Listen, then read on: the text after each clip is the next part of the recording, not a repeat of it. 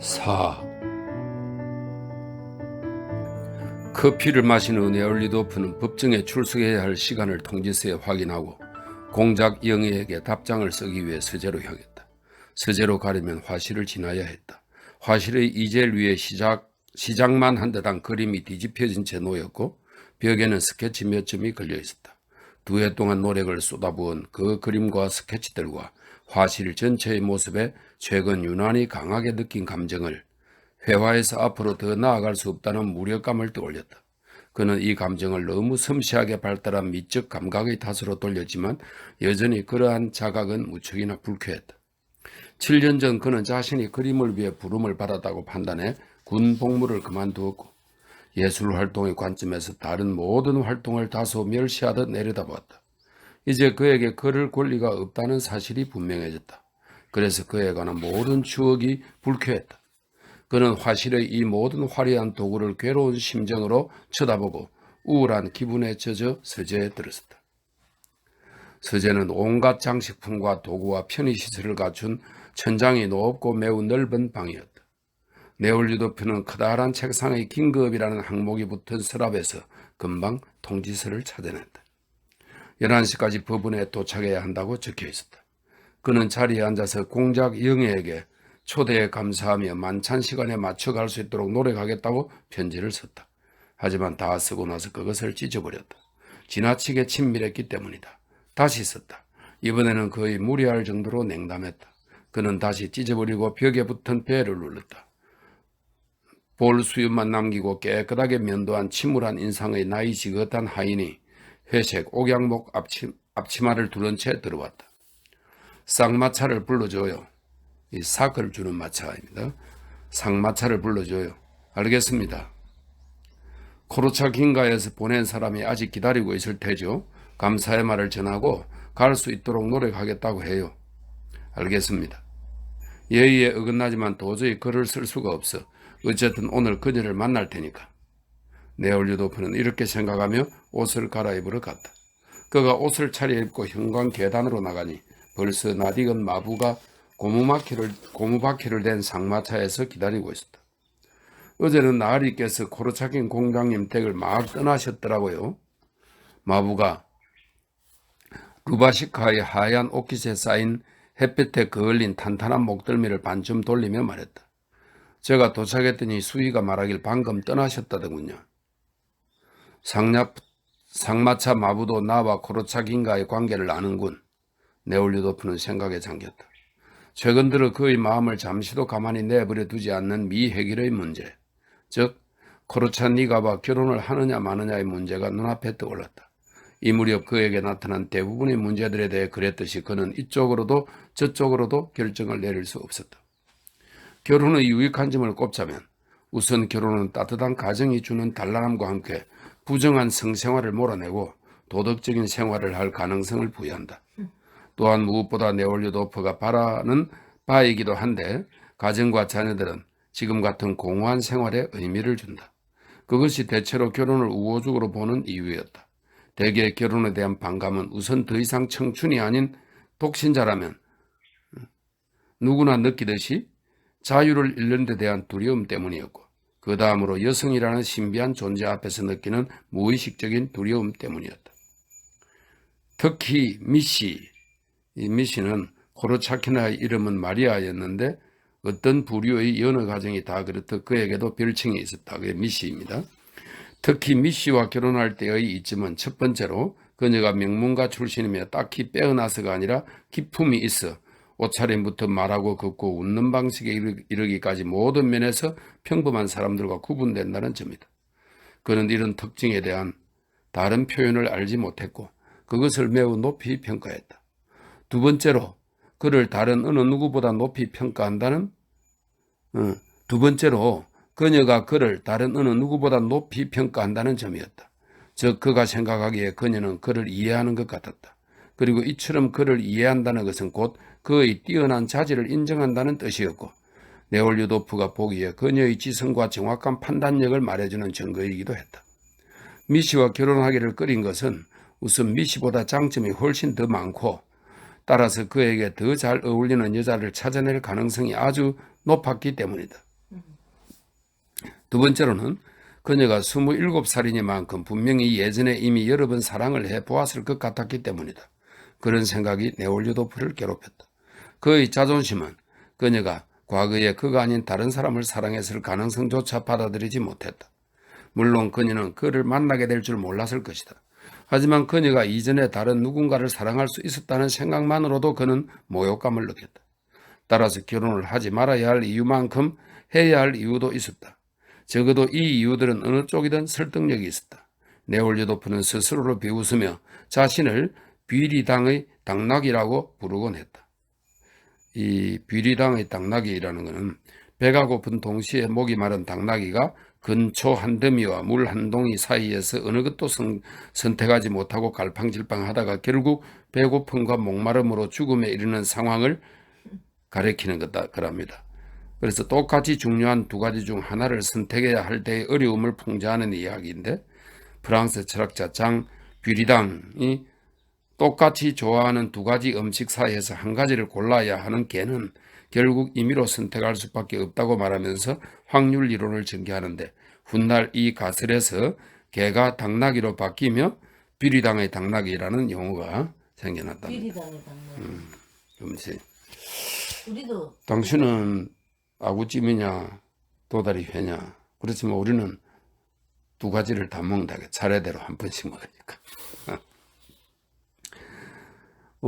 네올류도프는 스스로를 비웃으며 자신을 비리당의 당나귀라고 부르곤 했다. 그럼에도 여전히 두 근초더미 중 어느 쪽으로 향해야 할지 알 수 없었다. 어쨌든 마리아 바실리예브나, 귀족 회장의 아내입니다. 바실리예브나에게서 답장을 받지 못하면, 그 관계를 완전히 청산하지 못하면 아무것도 시작할 수 없어.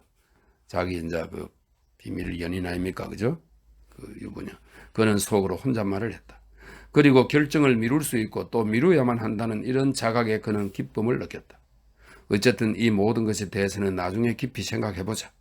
그가 속으로 중얼거리는 사이 그를 태운 상마차는 어느새 아스팔트가 깔린 법원의 마차 승강장으로 소리 없이 다가가고 있었다.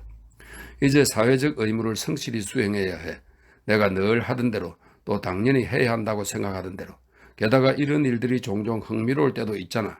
그는 속으로 혼잣말을 하고 수위 옆을 지나 법원 현관으로 들어섰다. 5. 네올류도프가 법원에 들어섰을 때 복도는 이미 사람들의 움직임으로 부산스러웠다. 경비들이 바쁜 걸음으로 돌아다녔고, 심지어 바닥에서 발을 떼지 않게 서둘러 움직이면서 위임장과 서류들을 들고 헐레벌떡 이리저리 뛰어다니기도 했다. 집행관, 변호사, 판사들이 이리 갔다 저리 갔다 하고, 청혼인과 구금되지 않은 피고들이 우울한 모습으로 벽을 따라 스승이거나 차례를 기다리며 앉아있었다. 법정은 어디입니까? 네올류도프가 경비들 중 한 명에게 물었다. 어느 법정에 가십니까? 민사부와 형사부가 있습니다만. 난 배심원입니다. 형사부입니다. 그렇게 말씀해 주셨더라면 좋았을 텐데요. 여기 오른쪽으로 돌아서 다시 왼쪽으로 돈 다음 두 번째 문입니다. 네올류도프는 지시대로 갔다. 경비가 알려준 문 옆에 두 사람이 개정을 기다리며 서 있었다. 한 사람은 키가 크고 뚱뚱한 상인으로 선량한 남자였다. 안주를 곁들여 술을 마셨는지 기분이 아주 좋아 보였다. 또 한 사람은 유대인 혈통의 전문이었다. 네올류도프가 다가와 이곳이 배심원실이냐고 물었을 때 그들은 양털 가격에 대해 이야기를 나누던 참이었다. 여기입니다. 나으리 여기에요. 우리 형제분도 배심원이신지? 선량한 상인이 쾌활하게 한쪽 눈을 찡긋거리며 물었다. 그렇군요. 함께 노력해봅시다. 그는 네올류도프가 그렇다고 말하자 계속 말을 이었다. 이 길드의 바클라쇼프입니다. 길드는 11세기 이후 유럽 각 도시에서 발달한, 이건 아는 거죠. 상공업자들의 동업조합인데 18세기 중엽부터 러시아 상인들은 역할과 재산에 따라 세 개의 길드로 나뉘었다. 재산의 규모가 크지 않은 공장주, 도매업자, 소매업자 등이 이 길드에 속했답니다. 상공에서는 이 길드의 바클라쇼프입니다. 그가 꽉 오므라들지 않는 부드럽고 큼직한 손을 내밀며 말했다. 노력해야 합니다. 1길드, 2길드, 3길드, 지네 2길드에 속했다. 저에게 함께 이야기할 기쁨을 주신 분은 누구신지요? 네올류도프는 자기 이름을 대고 배심원실로 향했다. 크지 않은 배심원실에는 다양한 부류의 사람들이 10명쯤 있었다. 다들 막 도착했다. 어떤 사람들은 앉고 어떤 사람들은 거닐면서 서로 쳐다보거나 자신을 소개했다. 한 사람은 제복을 입은 퇴역 군인이었고 다른 사람은 프로코트나 양복을 입었는데 그중 한 사람만 농민 외투 차림이었다. 많은 사람들이 이 일로 생업에 지장을 받았으면서도 또 그들 스스로 이 일에 부담을 느낀다고 말하면서도 모두의 얼굴에는 중요한 사회적 의무를 수행한다는 자각에서 비롯된 어떤 만족감이 어리어 있었다. 배심원들은 서로 소개도 하고 누가 누구인지 어림짐작도 하면서 날씨며 이른 봄이며 앞으로의 전망에 대해 이야기를 나누었다. 아직 네올류도프와 안면이 없는 사람들이 부랴부랴 그와 인사를 나누었다. 그것을 특별한 영광으로 여기는 듯 했다. 네올류도프도 처음 만나는 사람들 틈에서 언제나 그랬듯 이를 당연한 것으로 받아들였다. 어째서 자신이 대다수 사람들보다 위에 있다고 생각하는지 질문을 받았다면 답변을 못했을 것이다. 그의 생애 전체가 어떤 비분만도 드러낸 적이 없기 때문이다. 그가 영어, 프랑스, 독일어를 잘 구사한다거나 속옷과 셔츠, 겉옷, 넥타이, 커프스 단추가 그 제품들을 다루는 최고의 조달업자로부터 구한 것이라는 점이 결코 그 우월성을 인정하는 이유가 될 수는 없었다. 그러니까 돈이 많고 공부를 많이 했다 이런 뜻이네. 그도 이를 알았다. 그럼에도 자신의 이런 우월성을 의심 없이 받아들였고 다른 사람들이 말로 표현하는 존경의 표시를 당연하게 여겼으며 그러지 않을 때는 모욕감을 느꼈다. 마침 배심원실에서 무례하게 구는 한 사람 때문에 이런 불쾌감을 맛보았다. 배심원들 중에 네올류도프가 아는 사람이 있었다. 예전에 누이의 아이들을 가르치던 표트르 게라시모비치 갈로 안에 네올류도프는 이제껏 그의 성을 알지 못했고 어느 정도는 그것을 모른다는 사실에 자부심마저 느꼈다. 전혀 알지 못한 아주 낮춰보는 사람이네요. 그 표트르 게라시모비치라는 사람은 학업을 마쳤고 지금은 김나지움의 교사였다. 네올류도프는 이 남자 특유의 친밀한 태도, 그리낌 없는 너틀 웃음, 누이가 말했던 그 전반적인 공동체성 때문에 그를 못 견디게 싫어했다.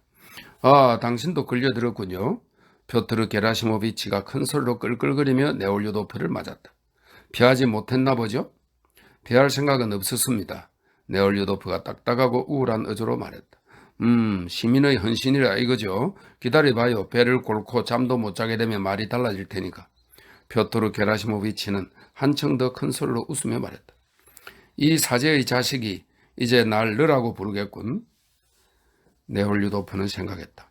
그는 온 가족이 죽었다는 소식을 방금 들었을 때나 어울릴 법한 슬픈 표정을 지으며 표트르 게라시모비치의 곁을 떠났다. 그리고 무언가 활기차게 이야기하고 있는 깨끗하게 면도한 얼굴에 훤칠하고 위풍당당한 신사 주위의 무리 쪽으로 다가갔다. 그 신사는 판사들과 저명한 변호사들을 이름과 부칭으로 부르면서 지금 민사부에서 진행 중인 재판에 대해 잘 아는 사건인 양 말했다. 그는 저명한 변호사가 사건에 가져온 놀라운 반전에 대해 이야기했다. 그 반전 때문에 소송의 한 척인 노마님은 전적으로 정당한데도 아무 이유 없이 상대 측에 막대한 돈을 지불하게 됐다. 천재적인 변호사지요. 그가 말했다. 사람들이 존경하는 마음을 담아 그의 이야기를 들었다. 몇몇이 말 참견을 하려고 했지만 그는 오직 자신만이 모든 진상을 알 수 있다는 듯 모든 이들의 말을 가로막았다. 네올류도프는 늦게 도착하고도 오랫동안 기다려야 했다. 아직 출근하지 않은 한 판사 때문에 개정이 지연되었다. 6편 재판장은 법원에 일찍 도착했다. 재판장은 희끗한 볼수염을 풍성하게 기른 키가 크고 뚱뚱한 남자였다. 그는 결혼을 하고도 매우 방탕한 생활을 했으며 그 아내도 마찬가지였다. 그들은 서로를 방해하지 않았다. 오늘 아침 그는 지난 여름 그들 집에서 가정교사로 지내다가 지금은 남부지방 베테르부르크를 향하는 중에 스위스 여자로부터 쪽지를 받았다. 3시에서 6시 사이에 시내에 있는 이탈리아 호텔에서 기다리겠다고 했다. 그래서 재판장은 6시 전에 이 붉은 머리의 클라라 바실리 예브나를 찾아가기 위해 이날 재판을 일찍 시작해서 빨리 끝내고 싶었다. 이 여자와의 로맨스는 지난 여름 거의 다차에서 시작됐다. 사무실에 들어간 그는 문에 글체를 걸고 서류장 아래 칸에서 덤벨 한 쌍을 꺼내 위로 아래로 옆으로 위로 앞으로 옆으로 아래로 20분 운동을 한 뒤 머리 위로 덤벨을 든 채 새벽에 3번 가볍게 앉았다 일어났다 했다. 건강을 유지하는 데 냉수욕과 체조만 한 게 없어 그는 약지에 금반지를 낀 왼손으로 오른팔의 팽팽한 이두박근을 만지며 생각했다. 아직 팔 돌리기가 남았는데 그는 오랫동안 앉아 재판을 하기에 앞서 늘 이 두 가지 운동을 했다. 아직 팔 돌리기가 남았는데 문이 덜컹거렸다. 누군가가 문을 열려고 했다. 재판장은 황급히 덤벨을 제자리에 두고 문을 열었다. 죄송합니다. 그가 말했다. 금태 안경을 쓴 키 작은 판사가 어깨를 치켜 올리고서 얼굴을 찡그리며 사무실로 들어왔다. 또 마트베이 니키치치가 안 보입니다. 판사가 불만스럽게 말했다. 아직 오지 않았군요. 재판장이 법복을 입으며 대꾸했다. 언제나 늦어요. 놀랍습니다. 어떻게 부끄러운 줄도 모르는지. 판사는 이렇게 말하고 화를 내며 자리에 앉아 담배를 꺼냈다. 매우 꼼꼼한 사람인 그 판사는 오늘 아침 아내와 불쾌한 마찰을 빚었다. 그가 한 달치 생활비로 건넨 돈을 아내가 기한보다 일찍 다 써버렸기 때문이다. 아내는 돈을 앞당겨 달라고 청했지만 그는 자기 입장을 양보하지 않겠다고 말했다. 말다툼이 벌어졌다. 아내는 그렇다면 저녁도 없을 거라고 앞으로 집에서 저녁을 기대하지 말라고 말했다. 이쯤에서 그는 집을 나와버렸다. 아내가 자신의 협박대로 하지 않을까 걱정스러웠다. 그녀는 어떤 일이든 벌일 수 있었기 때문이다. 저렇게 훌륭하고 도덕적인 생활을 해야 해. 그는 밝고 건강하고 쾌활하고 선량한 재판장을 쳐다보며 생각했다. 재판장은 두 발꿈치를 벌린 채 아름다운 하얀 손으로 자수가 놓인 옷깃 위의 숨 많고 길고 희끗한 볼수염을 매만지고 있었다. 저 사람은 언제나 만족과 즐거움에 젖어 있는데 난 늘 괴로워하는군. 서기 혼자 그렇게 생각한다는 것이 행복해 보인다. 서기가 어떤 사건 기록을 들고 들어왔다. 고마워요. 재판장은 이렇게 말하고 담배에 불을 붙였다. 어떤 사건부터 시작할까요? 독살 사건이 어떨까 합니다. 서기가 무심한 듯 말했다. 좋아요. 독살을 하자면 독살을 해야죠. 재판장이 말했다. 그 사건이라면 4시 전에 끝낸 후 법원을 나설 수 있겠다고 생각했다. 마트베이 니키치치는 아직 오지 않았습니까? 계속 안 보입니다. 그럼 브레베는요? 계십니다. 서기가 대답했다. 그 사람을 보면 독살 사건부터 시작할 거라고 전해줘요. 브레베는 이 사건에서 기소를 맡은 검사보였다. 복도로 나온 서기는 브레베와 마주쳤다. 법복의 단추를 푼 채 어깨를 높이 치켜 올리고 한쪽 겨드랑이에 서류 가방을 낀 그는 다른 팔을 손바닥이 걸음 방향과 직각을 이루도록 흔들면서 뒤축으로 쿵쾅거리며 거의 달리다시피 복도를 따라 빠르게 걷고 있었다. 미하일 페트로비치께서 검사보님의 준비가 끝났는지 알아보라고 하셨습니다. 서기가 그에게 물었다. 물론이죠. 언제든 준비가 되어 있습니다. 검사보가 말했다. 첫 번째 사건은 뭔가요? 독살 사건입니다. 문제 없습니다. 검사보가 말했다. 하지만 결코 문제가 없다고는 생각하지 않았다. 어제 밤새도록 잠을 자지 못했기 때문이다. 동료의 송별회를 하느라 새벽 2시까지 술을 잔뜩 마시며 논 다음에 반년 전만 해도 마슬로바가 있던 유곽의 여자들을 찾아갔다. 그래서 독살 사건에 대한 자료를 미처 읽어두지 못해 지금 대강 훑어보려는 참이었다. 서기는 그가 독살 사건에 대한 자료를 읽지 않은 것을 알고 그 사건부터 시작하자고 일부러 재판장에게 권했다. 서기는 자유주의적인 심지어 급진적인 사고방식을 가진 사람이었다. 브레베는 보수적인 편이었고 심지어 러시아에서 근무하는 모든 독일인들과 마찬가지로 유난히 열성적인 정교회 신자였다. 서기는 그를 좋아하지 않았으며 그의 지위를 시샘했다. 그런데 스콥치 사건은 어떻게 할까요? 이 스콥치는 18세기 말 제정 러시아에서 생겨난 비밀 교단인데 성욕에 저항하기 위해 남성의 성기를 거시하고 여성의 유방을 절제하는 의식으로 잘 알려진 그런 희한한 그 교단이랍니다. 그런데 스콥치 사건은 어떻게 할까요? 서기가 물었다. 난 못하겠다고 말했잖아요. 검사부가 말했다. 정인이 없는 걸요. 법정에서도 그렇게 말하겠습니다.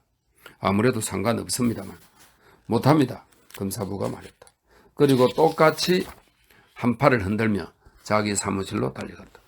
그는 사건에서 그다지 중요하지도 필요하지도 않은 정인이 없다는 이유로 스코치 사건을 연기했다. 단지 배심원단이 인텔리케인자로 구성된 법정에서 심의될 경우 그 사건이 결국 무죄로 판결될 수 있다는 이유 때문이었다. 그는 배심원단에 더 많은 농민이 포함되어 유죄가 선고될 가능성이 높은 군청 소재지의 법원에 이 사건을 넘기기로 재판장과 합의했다. 복도는 점점 더 부산스러웠다. 사람들이 가장 많은 곳은 민사법정 근처로 그곳에서는 소송을 좋아하는 풍채 좋은 신사가 배심원들에게 이야기하던 재판이 진행되고 있었다. 휴정 중에 그 법정에서 노부인이 나왔다.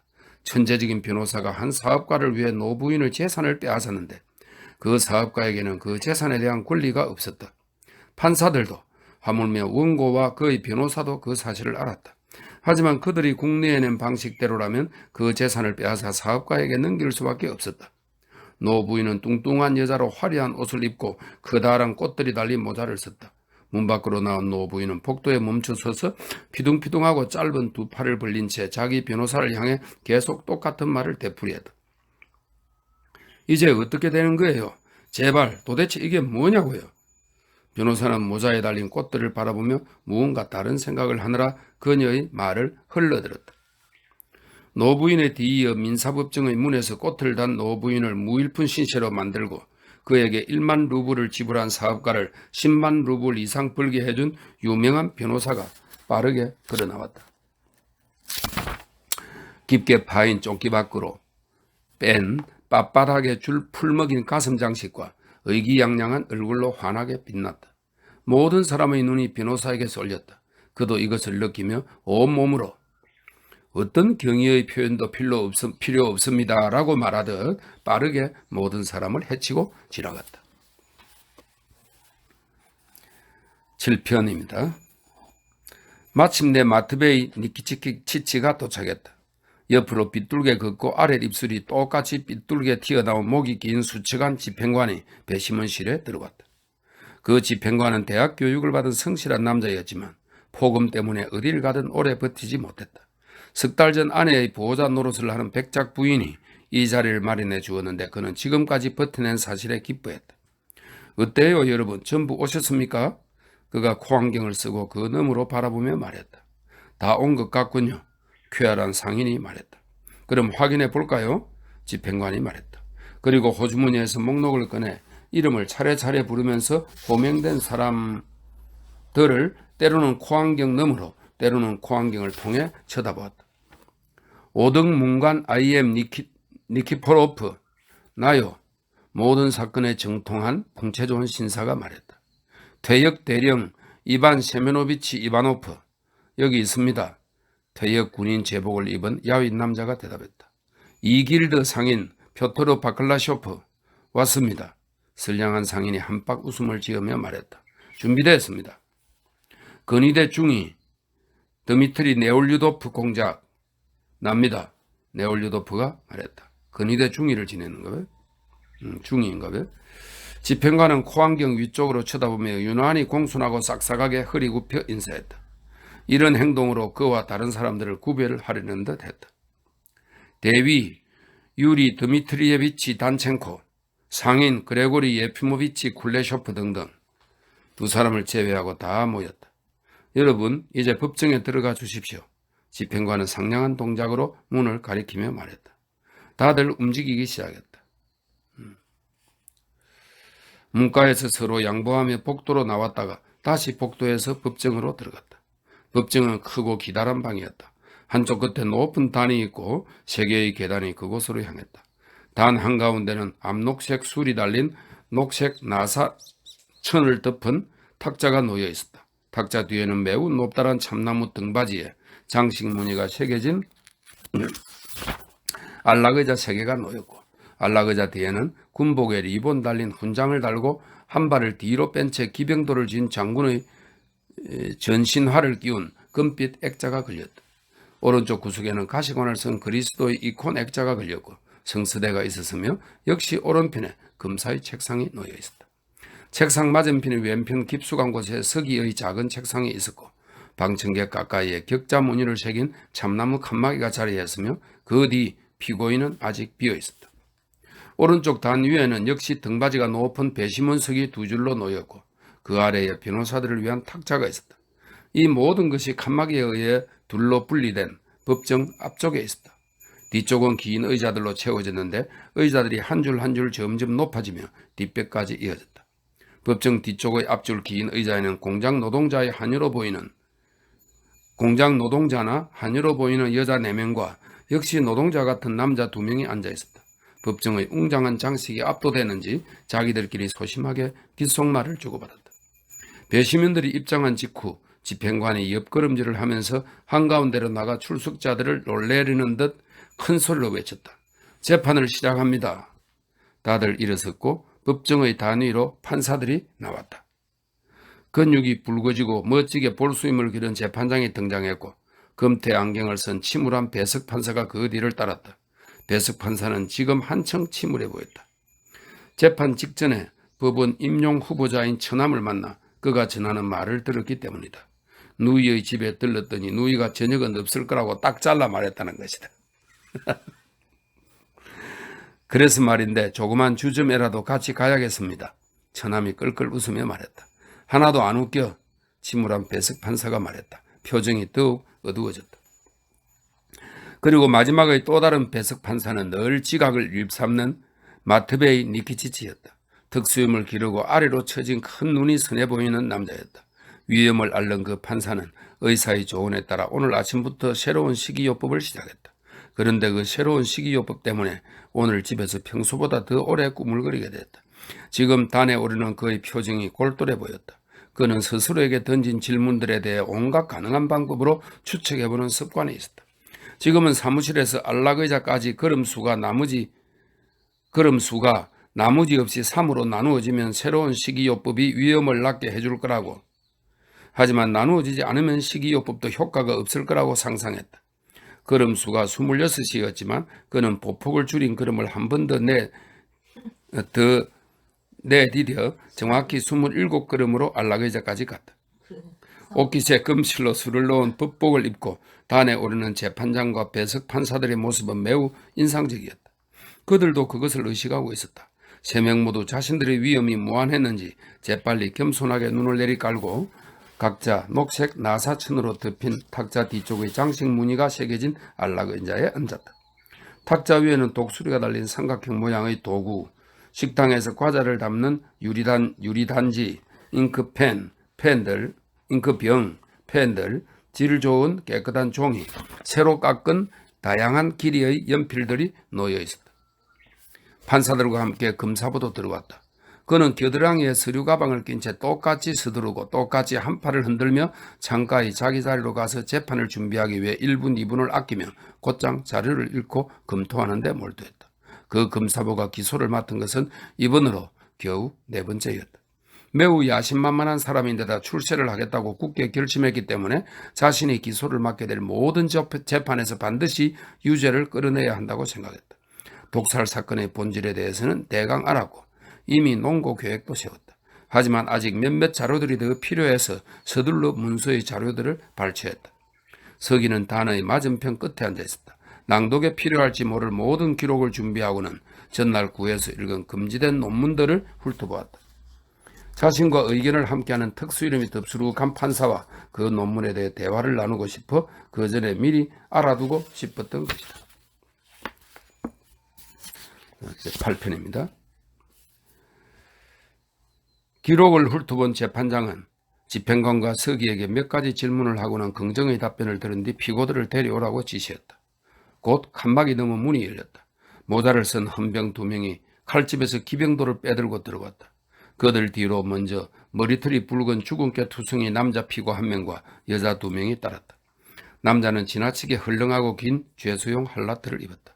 법정에 들었을 때 바지 솔기를 따라 힘껏 팔을 뻗고는 쑥 내민 2 엄지손가락으로 지나치게 길게 내려온 소매자락을 꽉 누르고 있었다.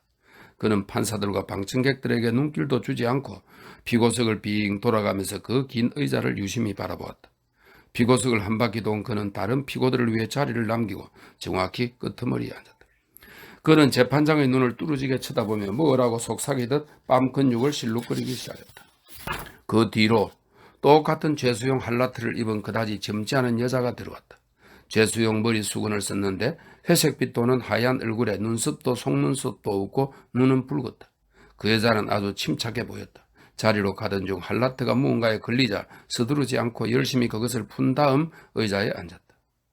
3번째 피고는 마슬로바였다. 마슬로바가 들어서자 법정에 있던 모든 남자들의 눈이 그녀에게 쏠렸다. 하얀 얼굴, 반짝이는 검은 눈동자, 할라트 밑으로 솟은 풍만한 가슴에서 그들의 시선은 한참 동안 떠날 줄 몰랐다. 헌병조차 그녀가 옆을 지나 자리를 잡는 동안 눈을 떼지 못하고 계속 쳐다보다가 그녀가 의자에 앉자 자기 잘못을 깨달은 듯 황급히 고개를 돌리고 몸을 흔들더니 눈앞의 창문을 똑바로 뚫어지게 바라보았다. 비고들이 자리에 앉기를 기다리던 재판장은 마슬로바가 앉자마자 서기를 돌아보았다. 통상적인 절차가 시작됐다. 배심원들의 출석 확인, 결석자들에 대한 논의, 그들에 대한 벌금 부과, 면제를 요청하는 사람들에 대한 결정, 결석자를 예비 배심원으로 보충하는 문제, 그 다음에 재판장은 작은 카드들을 접어 유리그릇에 넣고는 자수를 놓은 법복 소매를 약간 걷어 털로 뒤덮인 팔을 드러내더니 마술사 같은 몸짓으로 카드를 하나씩 꺼내 펼치고 그 안에 적힌 글자를 읽었다.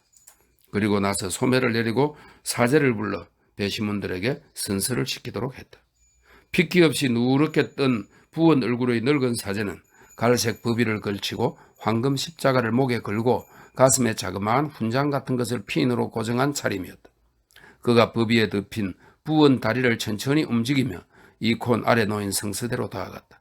배심원들이 일어나 북적거리며 성서대로 나갔다. 오십시오, 사제가 말했다. 그는 투실한 손으로 가슴의 십자가를 만지작거리며 모든 배심원들이 가까이 오기를 기다렸다. 이 사제는 46년 동안 성직을 수행했고 얼마 전 사제장이 그랬듯 3년 후에는 재직기념 축하식을 할 생각이었다. 지방 법원이 개설된 이후 계속 그곳에서 근무해 왔으며 자신이 수만 명에게 선서를 시켰고 노년에도 교회와 조국과 가족을 위해 계속 일한다는 사실에 큰 자부심을 느꼈다. 또한 가족에게 집 외에도 거의 3만 루블에 달하는 자본을 유가증권으로 남길 것이다. 법원에서 사람들로 하여금 복음소에 손을 얹고 선서하게 하는 자신의 노동이 올바르지 않다는 생각은 이제까지 한 번도 머리에 떠오른 적이 없었다. 그는 이 일 때문에 괴로워하기는커녕 오히려 그 덕분에 상류층 인사들과 종종 교제할 수 있어서 이 익숙한 업무를 좋아했다. 지금만 해도 유명한 변호사를 알게 되어 흡족했다. 모자에 커다란 꽃을 단 노부인의 사건 하나로 1만 루블을 받았다는 사실 때문에 그 변호사는 사제의 마음속에 커다란 존경을 불러일으켰다. 모든 배심원이 계단을 밟고 단에 오르자 사제는 숱이 거의 없는 희끗한 머리를 옆으로 기울여 기름때에 찌든 견대 구멍으로 밀어넣은 후 성긴 머리칼을 매만지고는 배심원들을 돌아보았다. 오른손을 들고 손가락을 이렇게 모아주십시오. 그가 손가락마다 주름이 진 투실한 손을 들어 물건을 짚듯 엄지와 검지와 중지 끝을 모으고 노인다운 목소리로 천천히 말했다. 이제 따라하십시오. 그가 말했다. 성스러운 복음서와 생명을 주시는 주님의 십자가 앞에 전능하신 하나님께서 야가고 맹세합니다. 재판에서 그는 한 구절을 끝낼 때마다 잠시 쉬면서 계속 말했다. 손을 내리지 마세요. 이렇게 들고 계십시오. 그가 손을 내리는 젊은 남자를 돌아보았다.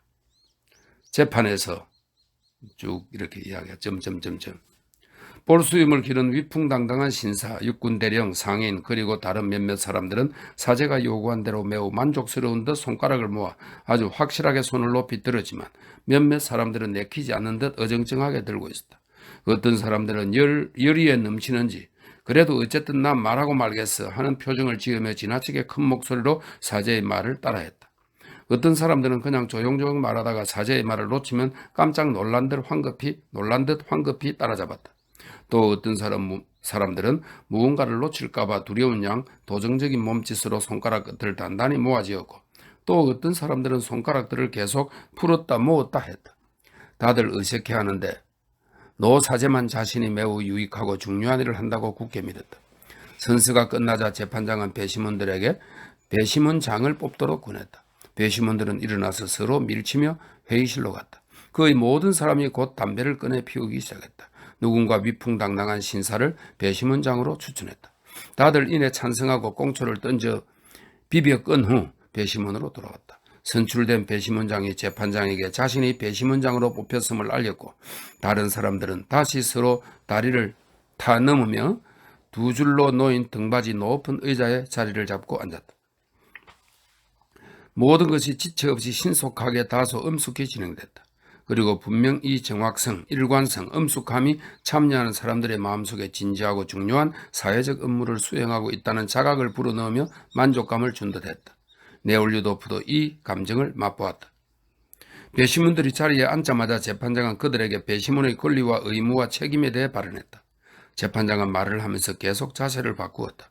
왼쪽 팔꿈치로 괴었다가 오른쪽 팔꿈치로 괴고 등받이에 기댔다가 안락의자 팔걸이에 기대고 사건 기록들을 가지런히 정리하고 종이칼을 어루만지고 연필을 만지작거렸다. 그의 말에 따르면 그들은 재판장을 통해 피고들에게 질문하고 연필과 종이를 소지하고 물적 증거를 검사할 권리가 있었다. 거짓이 아니라 공의로 판단해야 될 의무가 있었다. 회의의 비밀을 지키지 않고 외부인들과 관계를 맺을 경우에 처벌을 받을 책임도 부여되었다. 다들 정중하게 주의를 기울여 들었다.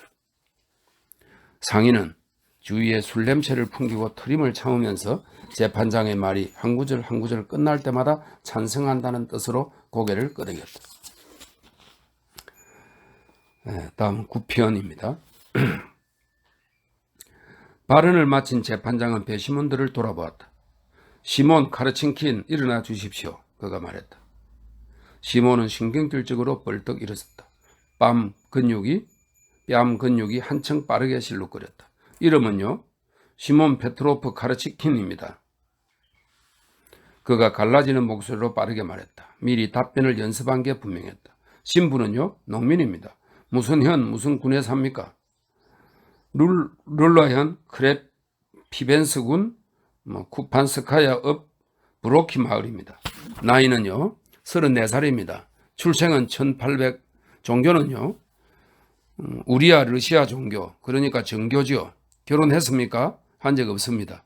어떤 일을 합니까? 우리는 마르비타니아 호텔의 복도 담당입니다. 전에 재판을 받은 적이 있습니까? 전혀 없습니다. 우리가 전에 어떤 식으로 살았냐면 전에 재판을 받은 적이 없단 말입니까?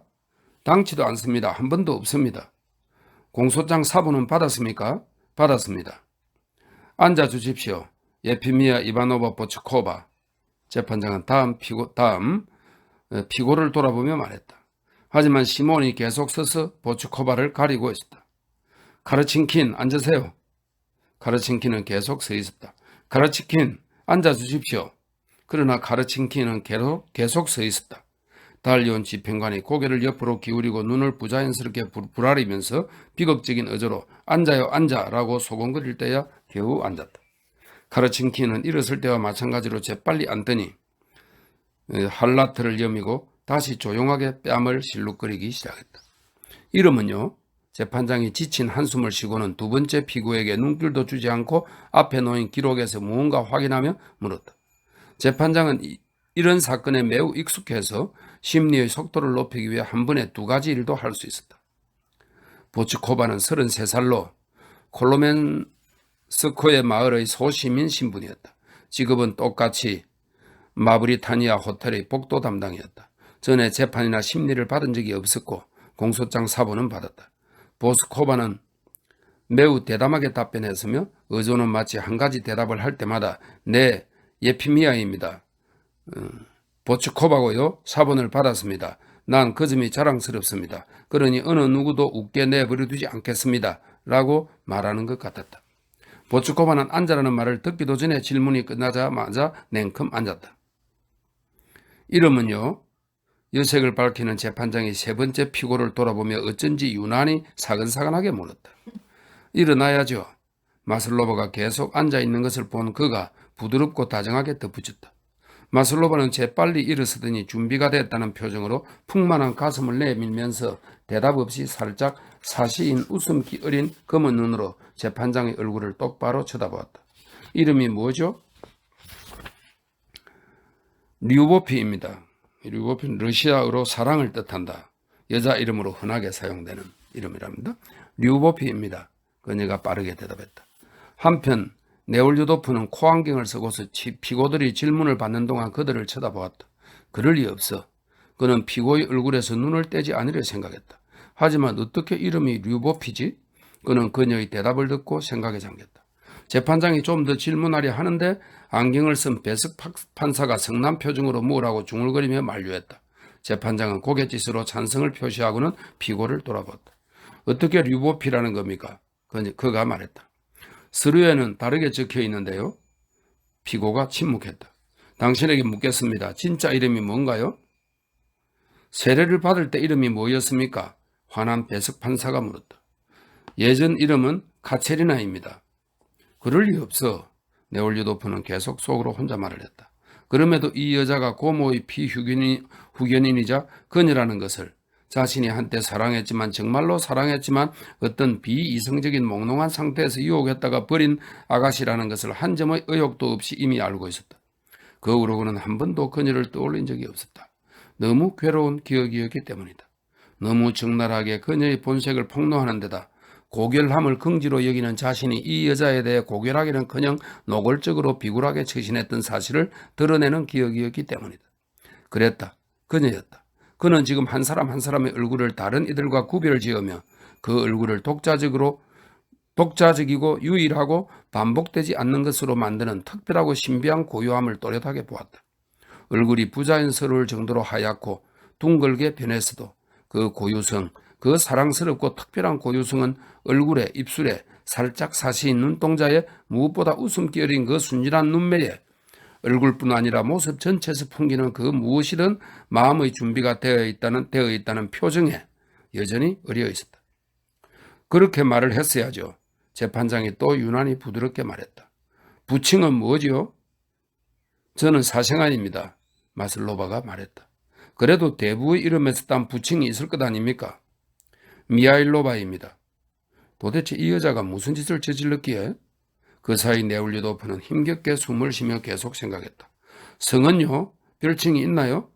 어머니의 성을 따라 마슬로바로 기재됐습니다. 신부는요? 소시민입니다.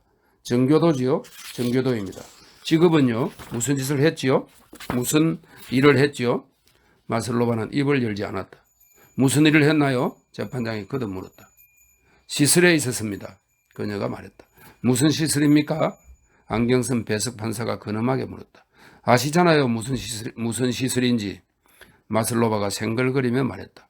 곧 주위를 재빨리 둘러보더니 다시 재판장을 똑바로 바라보았다. 표정에 평범하지 않은 무언가가 어려있고 그녀가 뱉은 말의 의미며 그 미소며 이때 법정에서 던진 재빠른 시선에 무겁고도 가련한 무언가가 있어 재판장은 그만 고개를 숙이고 말았다. 법정은 순간 완전한 정적에 휩싸였다.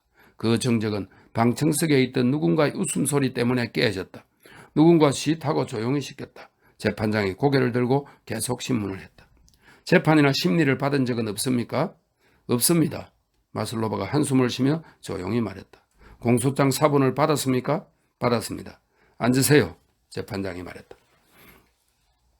피고는 아름답게 차려입은 여자들이 긴 치맛자락을 가지런히 정돈할 때처럼 뒤로 손을 뻗어 치마를 들어 올렸다가 자리에 앉고는 할라트 소매에 쌓인 자그마한 하얀 두 손을 포개고 재판장의 눈을 뚫어지게 쳐다보았다.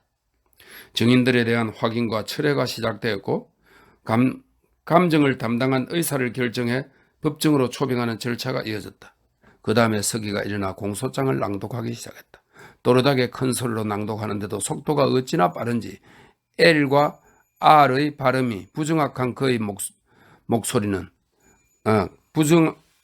L과 R의 발음이 부정확한 그의 말소리는 사람을 졸리게 만드는 끝없는 윙윙거림으로 변했다.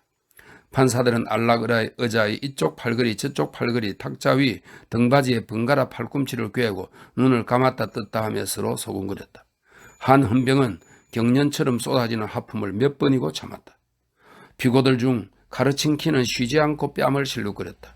보츠코바는 이 닦은 머리 수건은 속으로 손가락을 집어넣어 머리를 긁으면서 아주 평온하게 똑바로 앉아있었다. 마슬로바는 서기를 쳐다보면서 낭독에 귀를 기울인 채 가만히 앉아있었다. 가끔 바르르 떨다가 반박하고 싶은지 얼굴을 붉히기도 했다. 그러더니 무겁게 한숨을 쉬며 손의 위치를 바꾸고 주위를 둘러보다 다시 서기를 응시했다. 첫 줄 끝에서 두 번째의 등받이 높은 의자에 앉아있던 네올리도프는 코안경을 벗으며 마슬로바를 바라보았다. 그의 마음속에서 복잡하고도 괴로운 일이 벌어지고 있었다.